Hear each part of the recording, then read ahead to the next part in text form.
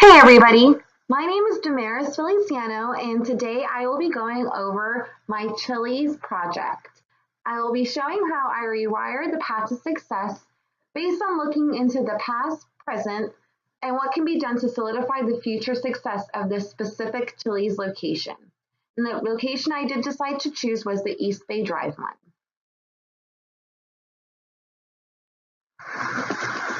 All right, so some key components that we try and hit on every day at our restaurant are quality food, quality service, cleanliness, a fun atmosphere, and a high intent return. Incorporating all these factors will increase sales for the restaurant as a whole, and this literally benefits everybody that is part of this situation. It benefits the managers because they get their bonuses. It benefits servers because they get more tips. And it benefits the hosts and the cooks because they get more hours based on more sales coming in. So the current situation of this restaurant is not ideal. As you can see, sales are down and complaints are high. We have a high employee turnover and we're about $11,400 down in sales since this quarter last year. And the graph provided below can show you just that.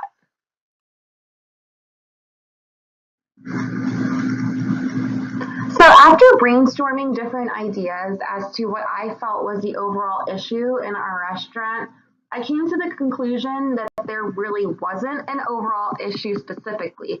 I think that there's more minute issues that have all added up and snowballed into one huge problem. And this is where all of our complaints are coming from, just little things here and there adding up. So I was trying to think of what we can do to kind of target specifically what is bothering guests and understanding what they want, because overall their opinion matters the most, and that's why their opinion always comes first. So I think understanding what their issues are, what they want, what they need is first and foremost most important. And after that, we can move on to employees that work in our restaurant. I feel like incorporating different employees into trying to figure out our issue is crucial because these people work in our restaurant day in and day out, and they know, what's going on every day, and because they're in it. And after that, we can take all those issues, combine those with the guest issues, and management can kind of chime in and figure out an overall plan of attack. But without that, without guests comments and employee comments, I don't think we'll be able to gauge the true issue.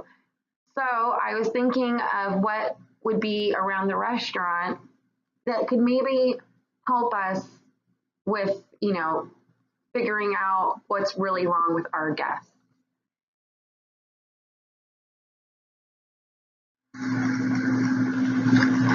And I think the answer to this are kiosks. Now, if you haven't heard of a kiosk before, I will explain what it is. It is a little tablet that's placed on every guest's table at the beginning of their meal. And then as they're enjoying their dining experience, they can play games, pay their check, they can look at their appetizers. Just it has plenty of different features, but the best one in my opinion is the survey at the end. This survey is conducted at the completion of their meal, and it pretty much gauges their experience and has them, rate their experience, write any comments based on it. And there are many categories that the kiosk has, so we can pinpoint specifics from that. And I was wondering how reliable it would be to use the kiosk, basis on research-wise. And I found that we actually are getting over 500, responses per week. So I think that's a pretty substantial number to get some feedback off of. And the more surveys we're getting, the more feedback we get. So I want the servers to kind of incorporate that as well in their day-to-day activities and interacting with their guests, make sure they're all doing the surveys. And that in turn, obviously brings better guest service, which brings more money for everybody in the end. So hopefully incorporating that aspect of research will help our restaurant pinpoint an issue that we're having. All right, so with all that said, the ZOSC will be broken down into 5 categories of service, and this is what the guests will be rating their experience off of. Each of them include server speed, restaurant cleanliness, overall experience, server attentiveness, and intent to return. And these are all added up and given an average score as well as individual specific scores to that actual subject that they're being rated on. Okay, so we're going to have some points of focus that we're going to chime in on with each server. First and foremost being focusing on each category of the ZOSC separately with separate servers, like individually, because some issues that one server may have in one category, another may not have in another category. So we need to individualize each talk that we have with the servers. We're going to give weekly reports and check-in sheets, which will include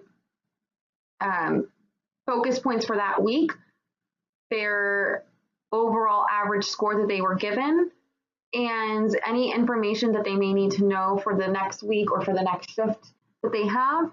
And these check-in sheets will be given prior to the shift, and the weekly reports will be given as well prior to their shift that day. So no report or check-in sheet will ever be given in the middle of a shift.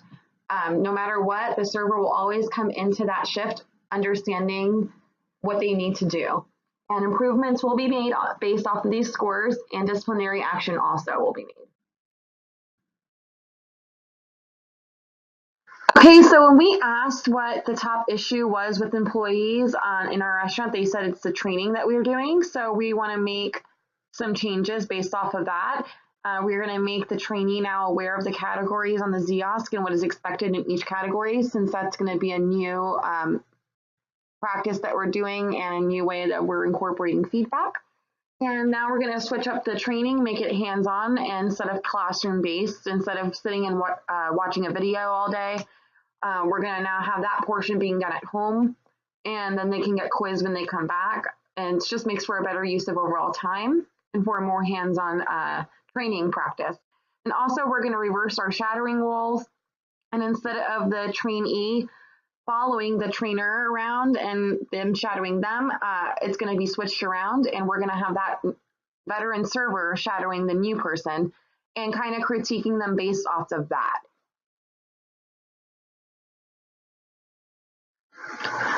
Okay, some benefits of our challenge include awareness of our issues at hand, incorporating that interactive workplace with our training practices, promoting quality service, and potentially higher sales, which in turn will equal more money for all of our employees.